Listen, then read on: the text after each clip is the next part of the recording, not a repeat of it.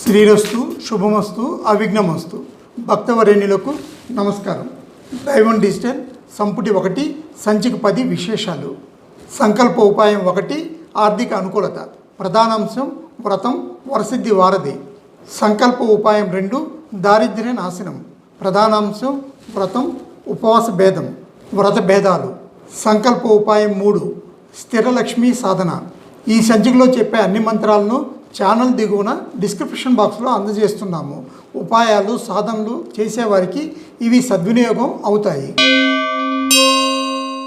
ఇక దైవం డిజిటల్ 10వ సంచిక సమగ్ర సమాచారంలోకి వెళ్దాం. సంకల్ప ఉపాయం 1 ఆర్థిక అనుకూలత. పూజా సామాగ్రి లక్ష్మీ యంత్రం తామర గింజల మాల. ఆర్థిక అనుకూలతకు ప్రచండమైన ఉపాయం ఇది. మానవుడు చేసే వ్యాపారం కానీ ఉద్యోగం కానీ ఏ పనైనా కానీ వాటి ముఖ్యోద్దేశం తమ ఆర్థిక స్థితిని బలపరుచుకోవడమే. తనకు తాను సహాయం చేసుకునేవానికే ఈశ్వరుడు కూడా అండగా ఉంటాడు. మీరు కార్యనిర్వహణ పట్ల విశ్వాసం ఉంచితే విజయం మీ ముందుంటుంది. సాధన విధానం. ఈ సాధన కోసం ముందుగా వెండి లేదా రాగి పళ్ళెంలో బియ్యం రాశిగా పోయాలి. ఉత్తర దిశకు ఎదురుగా ఆసనం మీద కూర్చోవాలి. నేతి దీపం వెలిగించండి. ఒక కొబ్బరికాయను తీసుకుని దాని మీద కుంకుమతో శ్రీ అని రాయాలి. దాన్ని బియ్యం మీద ఉంచాలి. ఇప్పుడు కొబ్బరికాయ ముందు లక్ష్మీ యంత్రాన్ని పెట్టాలి. పుష్పాలు అర్పించండి. పాలతో చేసిన నైవేద్యాన్ని సమర్పించాలి. తామర గింజల మాల మంత్ర జపం. ఇప్పుడు స్వచ్ఛమైన మనసుతో లక్ష్మీ మంత్రాన్ని 540 సార్లు జపించాలి. తామర గింజల మాలతో మాత్రమే జపం చేయాలి. ఈ జపాన్ని మీరు 5 రోజులు చేస్తే మరింత ఉపయుక్తంగా ఉంటుంది. 6వ రోజున ఒక బ్రాహ్మణునికి భోజనం పెట్టాలి. బియ్యం కొబ్బరికాయను కొంత దక్షిణతో అతనికి సంభావనగా ఇచ్చి సంతృప్తిపరచాలి. మంత్రం ఓం ఐం శ్రీం మహాలక్ష్మి కమలధారిణ్యై గరుడ వాహిన్యై శ్రీ ఐం నమః. ఈ మంత్రం చాలా శ్రేష్టమైనది. వ్యాపార వృద్ధికి చాలా ఉపయోగకరమైనది. దీన్ని వ్యాపార లక్ష్మీ మంత్రం అని కూడా అంటారు. ఎందుకంటే ఈ మంత్రం ఆర్థిక అనుకూలత అందించడంతో పాటు మానవుని జీవనోపాధి సాధనాల్లో కూడా ప్రగతి కలిగిస్తుంది. పూజలోని లక్ష్మీ యంత్రాన్ని జపమాలను వ్యాపార స్థలంలో ఉంచాలి. ఇలా చేయడం వల్ల సాధకుని మనోవంచ ప్రకారంగా లక్ష్మీ ప్రాప్తి కలుగుతుంది. వ్యాపారంలో ప్రగతి ఉంటుంది. ఆర్థికంగా పరిపూర్ణత సంపన్నత లభిస్తాయి. ప్రధానాంశం వ్రతం వరసిద్ధి వారధి. వివిధ గ్రహదోషాల నివారణకు శాస్త్రాల్లో చెప్పిన మార్గాలను అనుసరించే పద్ధతిలో ఒక సులభమైన ఉపాయం వ్రతాచరణ. వ్రతం వల్ల అనేక అంశాల్లో ప్రాణులకు ముఖ్యంగా మానవులకు అత్యధిక ఉపకారం జరుగుతుంది. ఇందులో తత్వదర్శులైన మహర్షులు అనేక అంశాలను కలిపారు. పాపనాశనం. మానవుడు తరచూ వ్యాధి పీడితుడు కావడానికి అతని పాపాలు దోషాలే కారణమని అందరికీ తెలుసు. కానీ కాయిక వాచిక మానసిక సహవాస జనిత పాపాలు ఉపపాపాలు మహాపాపాలు కూడా వ్రతపాలన వల్ల తొలగుతాయి. పాపం సమూలంగా నశించింది అనడానికి ప్రత్యక్ష ప్రమాణం ఇలా ఉంటుంది. వ్రతం ప్రారంభించక ముందు పాపి అనే వ్యక్తి ముఖం కాంతిహీనం పేలవంగా ఉంటుంది. వ్రతం పూర్తిగానే సాధన వల్ల శరీరం మనసు నూతన శక్తిని ఆర్జించడంతో ముఖంపై విశ్వాసం నిష్ఠ శ్రద్ధలకు సంబంధించిన కాంతి ప్రస్ఫుటం అవుతుంది. ఇదే వ్రతంలోని రహస్యం. విశ్వాసం కీలకం. ప్రపంచంలో సంసార సాగరాన్ని దాటడానికి భౌతిక సాధనాలు సంపాదించడానికి కోరికలు తీర్చుకోవడానికి వ్రతం వారధి వంటిది.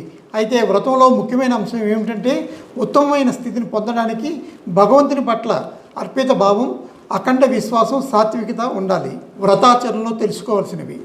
మానవ కళ్యాణం కోసం మహర్షులు ఏర్పరిచిన అనేక విధానాల్లో వ్రతం దానం మంత్రజపం స్తోత్రపఠనం అనుష్ఠానం ఉపవాసం ముఖ్యమైనవి. వ్రతాన్ని కర్మగా ప్రవచించింది నిరుక్తం. అభీష్ట కర్మను సాధించే సంకల్పమే వ్రతం అని శ్రీదత్తుడు చెప్పారు. పుణ్యప్రాప్తి కోసం పుణ్యతిథి నాడు ఉపవాసం చేయడం లేదా ఉపవాస కర్మానుష్ఠానంతో పుణ్యం సంపాదించే సంకల్పం వ్రతమని ఇతర ఆచార్యులు పేర్కొన్నారు. తపం. మానవ జీవితంలో సాఫల్యం కోసం వ్రతం చేయడం మహిమాన్వితమని అందరూ అంగీకరించిన విషయం. ఉపవాస నియమపాలనతో శరీరాన్ని తప్పింపచేయడం తపం అని దేవుని కథనం. వ్రతాలు అనేకం. వాటిని ఆచరించే విధానాలు కూడా విభిన్నం. Subscribe like comment share. భక్తవరేణ్యులకు ఒక మనవి.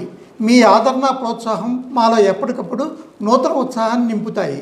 మీ అభిమానం ఆధ్యాత్మిక చైతన్యం కోసం దైవం డిజిటల్ ఏ ప్రయాసాలకు వచ్చి ఈ కార్యక్రమాలను రూపొందిస్తోంది. చూసిన వారిలో కొందరు స్పందిస్తున్నారు, ఛానల్కు సబ్స్క్రైబ్ చేస్తున్నారు. అయితే వీక్షకుల్లో సబ్స్క్రైబ్ చేయడం మర్చిపోయే వారి సంఖ్య ఎక్కువగా ఉంది. వారిలో మీరు ఉంటే వెంటనే సబ్స్క్రైబ్ చేయండి. మీరు సబ్స్క్రైబ్ చేయడం వల్ల దైవం డిజిటల్ కార్యక్రమాలు ముందుగా మీకు చేరతాయి. ఇది పూర్తిగా ఉచితం. అలాగే లైక్, షేర్తో పాటు మీ అభిప్రాయాలను కూడా కామెంట్ బాక్స్లో పోస్ట్ చేయండి. అందరికీ ధన్యవాదాలు. ఈ సంచిక ప్రధానాంశం వ్రతం, ఉపవాస భేదం గురించి తెలుసుకునే ముందు దారిద్ర్య నాశనాన్ని వివరించే సంకల్ప ఉపాయం 2లోకి వెళ్దాం. సంకల్ప ఉపాయం 2 దారిద్ర్య నాశనం. సాధన సామగ్రి ముత్యపు చిప్ప, శంఖమాల. శుక్రవారం సాధన. ఏదైనా పండుగను మనం జరుపుకుంటున్నామంటే దాని ప్రధాన ఉద్దేశం ఇంటిలోని దారిద్ర్యం తొలగిపోయి సుఖ సంతోషాలు రావాలని. ప్రతి మాసంలోని శుక్రవారం లక్ష్మీ పండుగ. కష్టాల నుండి విముక్తి పొందడానికి విశిష్టమైన సాధన ఇది. సాధన విధానం. ఈ సాధన కోసం ఒక ముత్యపు చిప్పను తీసుకోండి. స్నానాధికాలు ముగించుకొని తూర్పు దిక్కుకు ఎదురుగా ఆసనం మీద కూర్చోండి. మీ ముందు పీట మీద తెల్లని వస్త్రాన్ని పరవాలి. దాని మీద పసుపు రంగు అక్షతలు రాశిగా పోయాలి. వాటి మీద ముత్యపు చిప్పను స్థాపించాలి. దీనికి కుంకుమ తిలకం అద్దాలి. మంత్రం జపిస్తూ అక్షతలు వేస్తుండాలి. కనీసం 324 సార్లు మంత్రం పఠించాలి. వీలైతే మంత్ర జపానికి శంఖమాలను వినియోగించవచ్చు. 2వ రోజున సామాగ్రినంతా పారే నీటిలో వదలాలి. మంత్రం ఓం శ్రీం హ్రీం క్రోం ఐం. ఈ సాధనను ఒక్క రోజులో పూర్తి చేయాలి. ఇక ప్రధానాంశం వ్రతం, ఉపవాస భేదం పరిశీలిద్దాం. వ్రతం, ఉపవాస భేదం.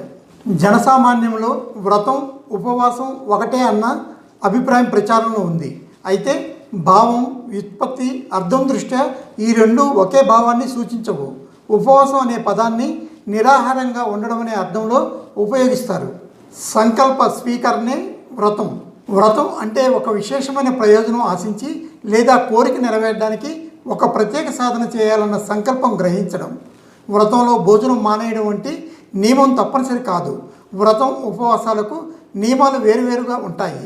ఉపవాసంలో అనేక రకాలు ఉండవు, కానీ వ్రతాలు అనేక భేదాలు, ఉపభేదాలు కలిగి ఉంటాయి. వ్రతం విశిష్టత. వ్రతం గురించి సామాన్య జనానికి ఎక్కువగా తెలియదు. ఒక విశిష్టమైన కోరిక నెరవేరడానికి ఒకరోజు శారీరకంగా, మానసికంగా పవిత్రంగా ఉండి సాత్వికతతో భగవంతునికి సమర్పితం కావడం వ్రతం అంటారు. ఆ రోజున మనసులో ఏ విధమైన దోషం, అసత్యం, లోభం, క్రోధం కలగకూడదు. రుచి కోసం ఆహారం తీసుకోకూడదు. చాలా తక్కువగా సాత్విక ఆహారం, అది కూడా కేవలం శరీరంలో జవసత్వాలు నిలిచి దైనందిన వ్యవహారాలు నిర్వహించడానికై స్వీకరించాలి. శారీరక శుద్ధి. వ్రత సమయంలో శారీరక శుద్ధి చాలా ముఖ్యం. అందుకోసం సూర్యోదయానికి ముందే నిద్రలేచి స్నానం, ధ్యానం పూర్తి చేసుకోవాలి. పగటి నిద్ర తామస ప్రవృత్తి కనుక వ్రతనిష్టలో ఉన్నప్పుడు దివానిద్ర నిషిద్ధం. ఇంకా చెప్పాలంటే పరుపుపై కూర్చోవడం, పడుకోవడం కూడా శారీరక పవిత్రతకు దోషకారణం అవుతుంది. కోపం తెచ్చుకోవడం వ్రతాన్ని భంగపరుస్తుంది. అందుచేత ప్రతి ఒక్కరూ ధైర్యం, శాంతి కలిగి ఉండాలి. ఏ విధమైన కోరికలకు లోను కాకూడదు. భగవన్ నామస్మరణ. ఇష్టదైవాన్ని స్మరిస్తూ భగవత్ సంబంధమైన అధ్యయనం, స్మరణ మొదలైనవి చేయాలి. వినోదం, కాలక్షేపం కోసం అశ్లీల, హింసాత్మక చిత్రాలు, పుస్తకాలను చూడటం, చదవడం కూడా దోషమే. వ్రతం, ఉపవాసం వేరువేరని తెలుసుకోవాలి. వ్రతాలు కాయిక, వాచిక, మానసిక, నిత్య, నైమిత్తిక, కామ్య, ఏకభుక్త, ఆయాచిత, మితభుక్, చాంద్రాయన, ప్రాజాపత్య రూపాల్లో చేయబడతాయి. వ్రత భేదాలు. ఆయుధాల చేత కొట్టడం, మర్మస్థలాన్ని కొట్టడం, ఇతరుల పని భంగపరచడం మొదలైన హింస కార్యక్రమాలను వదిలేయడాన్ని కాయిక వ్రతం అంటారు. నిజం మాట్లాడడం, ప్రాణిమాతృలపై ద్వేషం లేకుండా ఉండుట వాచిక వ్రతం. మనసును ప్రశాంతంగా ఉంచుకోవడం మానసిక వ్రతం. పుణ్యం పొందడం కోసం ఏకాదశి మొదలైనవి నిత్య వ్రతాలు. పాపక్షయం కోసం చేసేవి నైమితిక వ్రతాలు. సుఖ సౌభాగ్య వృద్ధికై ఆచరించే వటసావిత్రి వంటివి కామ్య వ్రతాలు. విశేష ద్రవ్యాలను సమకూర్చుకొని భోజన, పూజనాది కార్యక్రమాలతో సాధన చేసేది ప్రవృత్తి రూప వ్రతం. కేవలం ఉపవాసం మాత్రం చేసి వ్రతం పాటిస్తే నివృత్తి రూప వ్రతం. దీని ఫలం యథోచితంగా ఉంటుంది. ఏకభుక్త వ్రతం. స్వతంత్ర, అన్యంగా, ప్రతినిధి అనే 3 విధాలతో కూడినది ఏకభుక్త వ్రతం. రోజులో సగం గడిచాక స్వతంత్ర ఏకభుక్తం, మధ్యాహ్నం అన్యాంగం చేస్తారు. ప్రతినిధి అనేది ముందు వెనుక కూడా చేస్తారు. నక్త వ్రతం. రాత్రి భోజనానికి అనుమతించే వ్రతం నక్తం. అయితే ఈ వ్రతంలో గృహస్థుకు రాత్రి భోజనం నిషిద్ధం కనుక సూర్యాస్తమయానికి ముందే భోజనం చేయాలి. ఆయాచిత వ్రతం. అడగకుండా ఏది లభిస్తే అది నిషిద్ధ కాలం తప్పించి పగలు కానీ రాత్రి కానీ అవకాశాన్ని బట్టి రోజులో ఒక్కసారే భోజనం చేయడాన్ని ఆయాచిత వ్రతం అంటారు. మితబుక్లో రోజు 10 గ్రాములు లేదా ఒక నిర్ణీత ప్రకారం భోజనం తీసుకోవడం. ఆయాచిత, మితబుక్ ఈ 2 వ్రతాలు పరమసిద్ధి కలిగించేవి. యవమధ్య చాంద్రాయణ వ్రతం. చంద్రుని సంతృప్తి, చంద్రలోక ప్రాప్తి, పాపాదుల నివృత్తి కోసం చాంద్రాయణ వ్రతం చేయాలి. ఇది చంద్రకళలా పెరుగుతూ తరుగుతూ ఉంటుంది. శుద్ధపక్ష పాడ్యమి నాడు 1, ద్వితీయ నాడు 2, అలా పెంచుతూ పౌర్ణమి నాటికి 15 గ్రాసాల భోజనం స్వీకరించి బహుళపక్షంలో పాడ్యమి నాడు 14, ద్వితీయ నాడు 13, ఇలా రోజుకు క్రమేపీ తగ్గించుకుంటూ చతుర్దశి నాడు 1 గ్రాసం, అమావాస్య నాడు నిరాహారంగా ఉండడం చాంద్రాయణ వ్రత విధానం. దీన్ని యవమధ్య చాంద్రాయణ వ్రతం అంటారు. పిపీలికాతను చాంద్రాయణ వ్రతం. ఇదే వ్రతాన్ని మరొక విధంగా చేస్తారు. శుద్ధపక్ష పాడ్యమి నాడు 14, విధేయ నాడు 13, ఇలా పౌర్ణమి నాటికి 1 గ్రాసం, బహుళపక్ష పాడ్యమి నాడు 1, విధేయ నాడు 2, ఇలా చతుర్దశి నాటికి 14 గ్రాసాల భోజనం చేసి అమావాస్య నాడు నిరాహారంగా ఉండడం ఇది మరో విధమైన చాంద్రాయణ వ్రతం. దీన్ని పిపీలికాతను చాంద్రాయణ వ్రతం అంటారు. ప్రాజాపత్య వ్రతం. 12 రోజులు ఆచరించే ప్రాజాపత్య వ్రతం ప్రారంభించడానికి ముందు 3 రోజులు ప్రతిదినం 22 గ్రాసాల భోజనం చేయాలి. తర్వాత 3 దినాలు 26 గ్రాసాల భోజనం, ఆ తర్వాత 3 రోజులు ఆపాచిత అన్నం 24 గ్రాసాలు, తదుపరి 3 దినాలు పూర్తిగా నిరాహారం పాటించాలి. ఆపాచిత అంటే పూర్తిగా వండినది అని అర్థం. గ్రాసం అంటే నోటిలో పట్టేంత ఆహారం అని. ఇలా 12 రోజుల్లో ఒక ప్రాజాపత్య వ్రతం పూర్తవుతుంది. వ్రతాలు పలు రకాలు తెలుసుకునే ముందు సంకల్ప ఉపాయం 3 స్థిరలక్ష్మి సాధనలోకి వెళదాం. సంకల్ప ఉపాయం 3 స్థిరలక్ష్మి సాధన. సాధన సామగ్రి దక్షిణావర్తి శంఖం, లక్ష్మీ బీసా యంత్రం, తామర గింజల మాల. ఇది ఒక శ్రేష్టమైన అద్వితీయమైన ప్రయోగం. దీని ప్రభావ సిద్ధి చేత ఇంద్రుడు పోయిన తన రాజ్యాన్ని తిరిగి పొందాడు. ఎందుకంటే శ్రీ, వైభవం, యశస్సు, పేరు ప్రతిష్టలు, కీర్తి, సమృద్ధి, సంపదలు ప్రసాదించేది లక్ష్మీదేవి. భౌతికమైన సుఖాలను పొందాలనుకునే మానవుడు ఈ ఇంద్రకృత ప్రయోగాన్ని తప్పకుండా ఆచరించాలి. సతీ సమేతంగా భార్య భర్త సమిష్టిగా ఈ ప్రయోగాన్ని ఆచరించాలి. ఇద్దరూ స్నానాధికాలు పూర్తి చేసుకుని పూజాస్థలంలో ఆసనం మీద కూర్చోవాలి. తర్వాత పీట మీద ఒక పాత్రలో లక్ష్మీ బీసా యంత్రం, చిన్న దక్షిణావర్తి శంఖం ఉంచాలి. తర్వాత యంత్రాన్ని పాలు, పెరుగు, నెయ్యి, తేనె, చక్కెర వంటి పంచామృతాలతో అభిషేకించండి. శంఖ పూజ, నైవేద్య సమర్పణ. అనంతరం శుద్ధ జలంతో శుభ్రపరిచి పీట మీద పెట్టాలి. ఒక చిన్న పాత్రలో బియ్యం పోసి అందులో దక్షిణావర్తి శంఖం ఉంచాలి. శంఖం మొనభాగం మీ వైపుకు ఉండకుండా చూసుకోవాలి. ఇప్పుడు శంఖంలో ఒక వెండి బిళ్ళను వేయాలి. కొద్దిగా కుంకుమను కలిపిన నీటిని పోయాలి. పుష్పాలు, చందనం మొదలైన వాటితో పూజించాలి. తర్వాత ధూపదీపాలు వెలిగించి కమల పుష్పాలు అర్పించి నైవేద్యం సమర్పించాలి. అనంతరం తామర గింజల మాలతో మంత్రాన్ని 108 సార్లు జపించాలి. మంత్రం: ఓం శ్రీం హ్రీం శ్రీం మహాలక్ష్మై వరద శ్రీం హ్రీం శ్రీం ఓం. భూస్థాపితం. జపం పూర్తయిన తర్వాత 3 రోజుల వరకు నిత్యం యంత్రాన్ని పూజించాలి. ధూపదీపాలు వెలిగించాలి. 4వ రోజున దీన్ని ఏదైనా తోటలో భూమి లోపల ఉంచాలి, లేదా ఇంట్లోనే ఏదైనా పూల కుండీలో మట్టి లోపల ఉంచవచ్చు. ఈ కుండీలో చిన్న అరటిపిలకను నాటితే శుభకరం.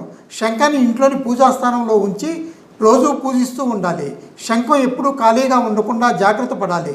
తామర గింజల మాలను శంఖం మీద అలంకరించాలి. ఈ ప్రయోగం ద్వారా లక్ష్మీదేవి కృప సంపూర్ణంగా లభిస్తుంది.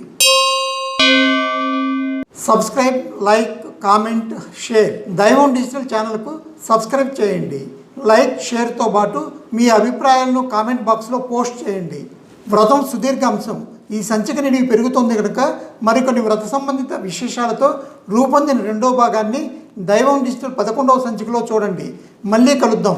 శుభం.